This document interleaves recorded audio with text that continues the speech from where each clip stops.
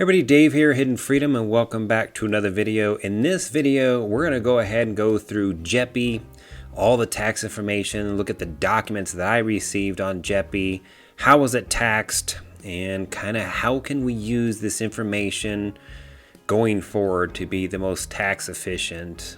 So that's what we're going to look at in this video. Just want to let you know that I'm not a tax professional.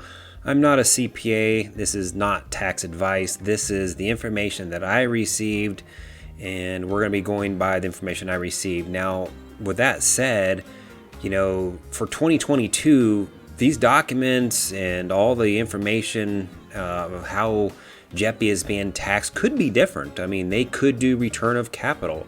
They could do more ordinary. They could do more capital gains.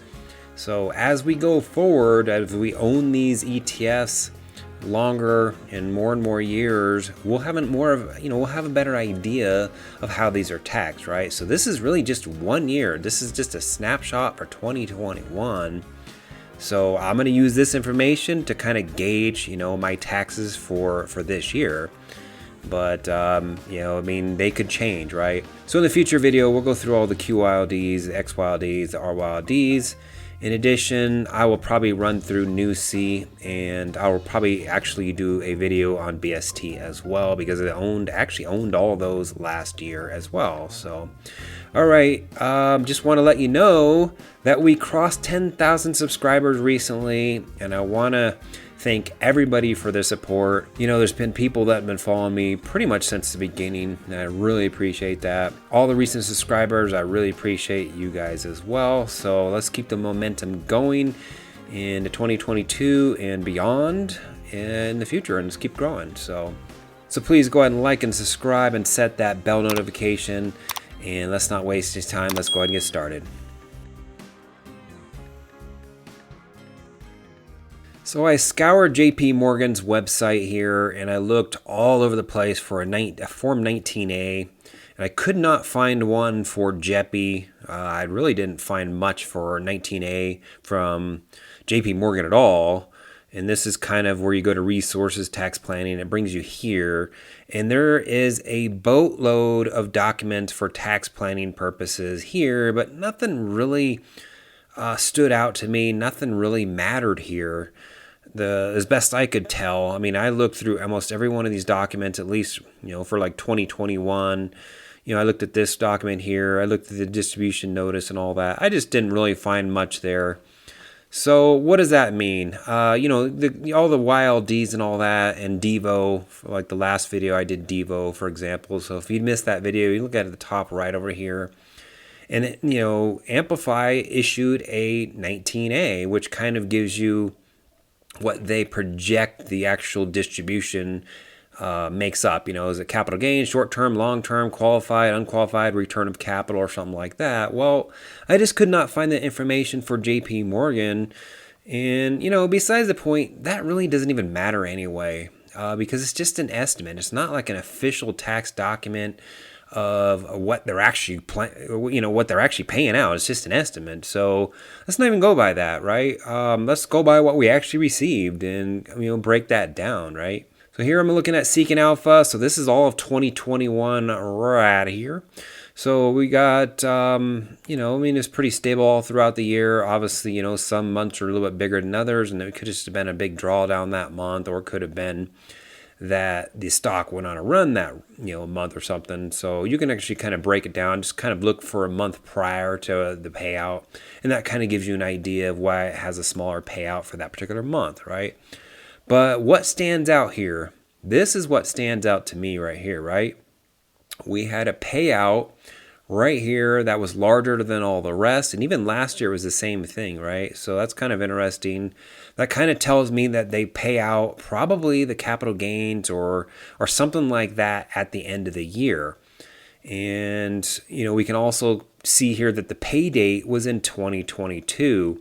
It wasn't in 2021, and that's significant because we actually can see that on the form, on the document form, which we'll look at here in a second. So we received this payout right here in 2022. It was larger than all the rest, so that kind of tells me that we probably had some sort of capital gain distribution or something like that. So let's go and take a look at my documents I received from Schwab. Looking here, I kind of just did a search in my Schwab account, and this is all the payouts that I got right here. And then we also, what's actually missing here is the 2022 payout. So this is what I actually received through all of 2021, 3787.66. And then what we're missing here is the big payout that we received in 2022. So here's that big payout I received in 2022 for January 4th, which we saw on Seeking Alpha. So it says prior year dividend reinvest.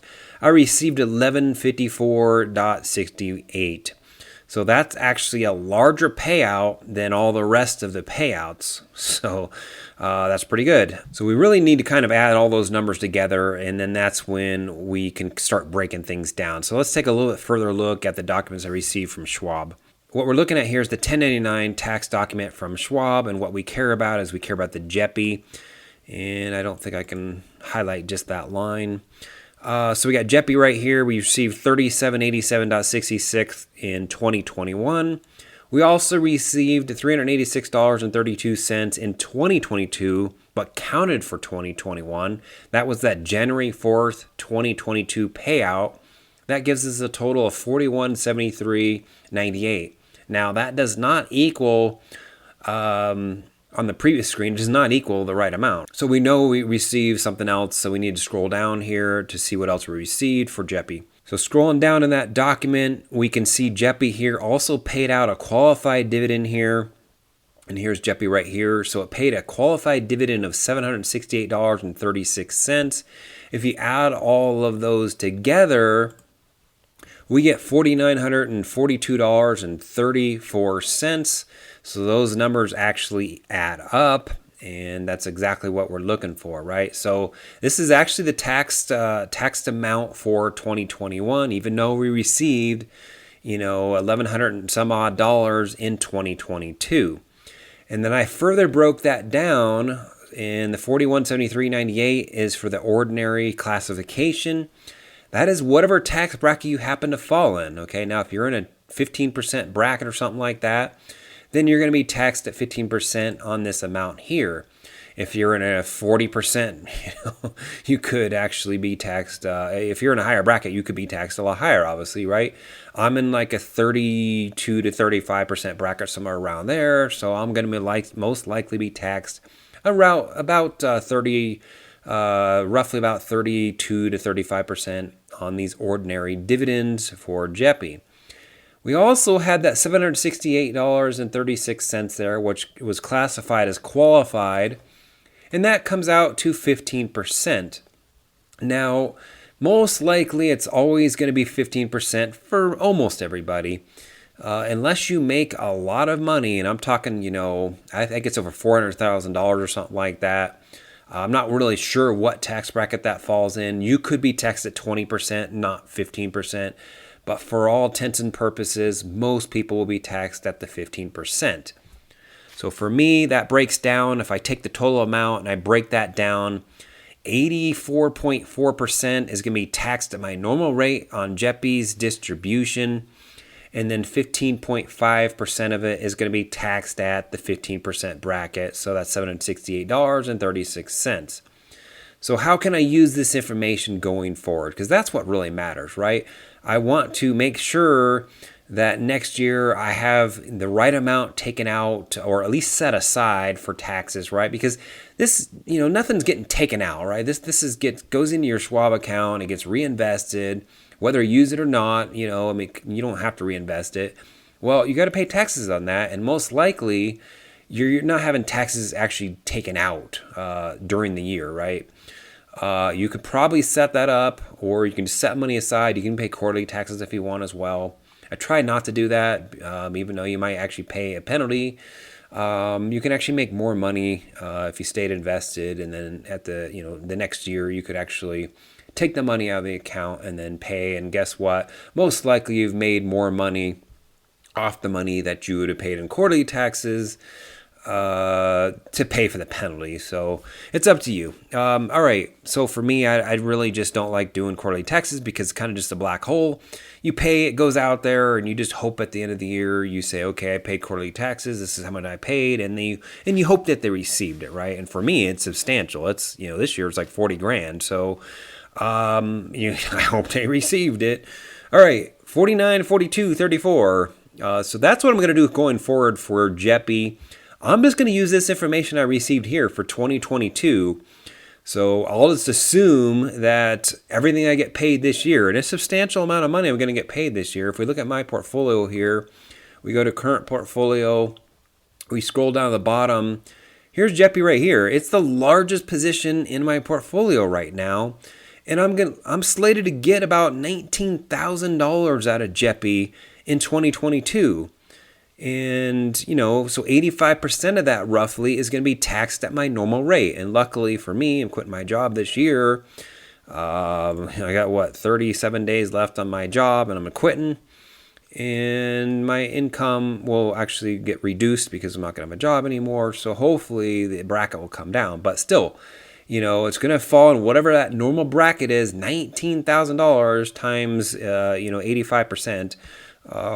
That's the amount that's going to get taxed at that bracket. And then the rest is most likely going to fall into that 15% bracket. Now, as we mentioned already, that is just a guesstimate. I mean, they could do return of capital. They could do more qualified. They could do long-term capital gains. They could do short-term capital gains. Or it could all just be ordinary. I don't know. But at this point, because I only have 1 year under my belt with JEPI, I'm just going to assume that it's going to be what falls in this document right here, and this is what I'm going to follow. And this is kind of, I would say, even conservative side, right? At the worst case scenario, it's all 100% in an ordinary tax bracket, and that won't hurt me too bad.